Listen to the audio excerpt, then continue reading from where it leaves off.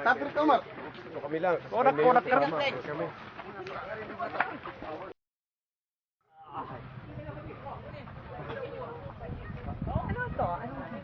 Sa amin po, sa farm.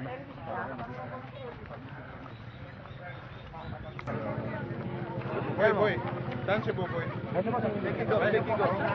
Okay na ka, Dekigo. Pagtawid natin. Buka nila, pahinga muna. Try.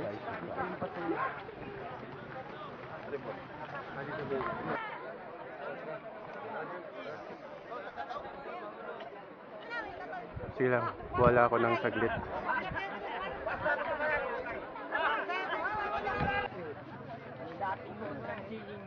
Yun, tama.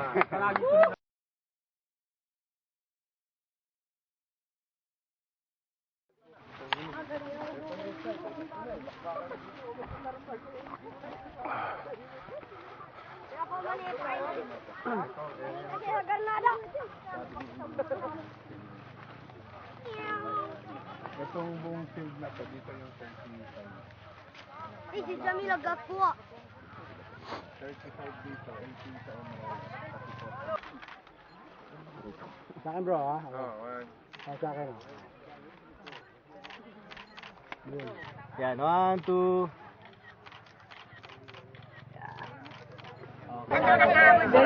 Kasi, siyempre alam ko na, yung sa kabila, halos dito na halos namatay lahat ng fallen point. At doon sa MI, so parang, very emotional sa akin na ang daming nagdanak ng dugo. At ang aking wish na lang, kaya nga ang suit namin, truth, justice, and peace.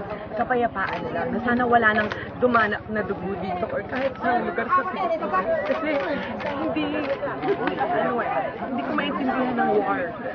Probably no one will ever understand it. Pero para na lang sa mga kabataan, sana wala nang dumanak na. Sorry na. Yung pagpunta natin dito, anong message ang gusto natin iparating? Talaga sa Mindanao, hindi ko sa Mindanao, yung gera lang siya. Parang gusto natin yung mensahe na pabot natin. Sa akin, ang kasagutan dito ay hindi ngipin sa ngipin, hindi gera ang kasagutan dito. Never magiging successful ang evil para ipanlaban sa evil din.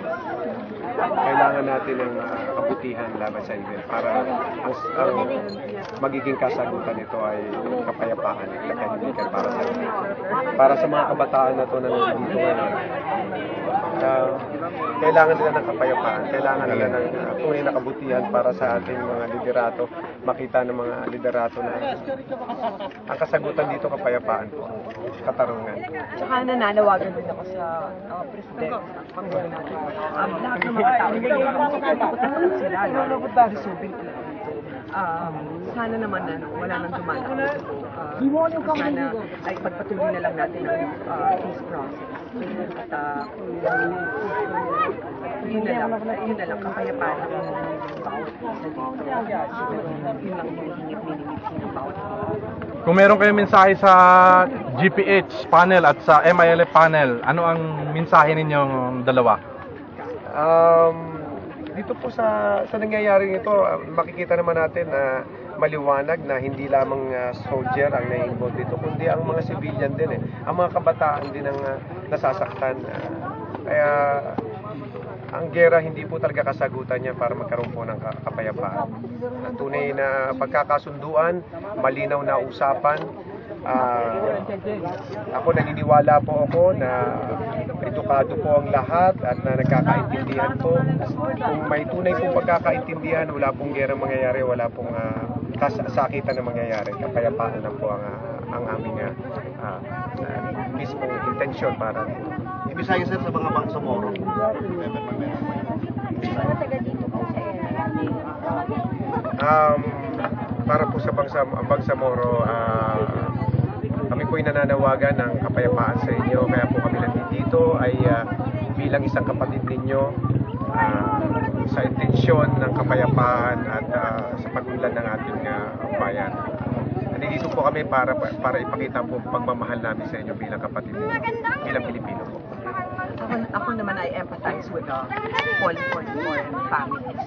Pero dapat matingnan din natin yung view ng Mindanao kung nasan kami. Kaya nandito kami para makita. Kasi yung ibang mga taga Maynila, maraming mga sa social media, masabi na kailangan mag-all out war dito sa Mindanao. Hindi po yun ang kasagutan. War is not the answer. Kung makakaya na lang man for the goodness of their hearts, yun ang hinihingi ko ng kapatawaran at siguro naman mapag-usapan natin para na lang po kasi po dugo na po paano sa mga kabataan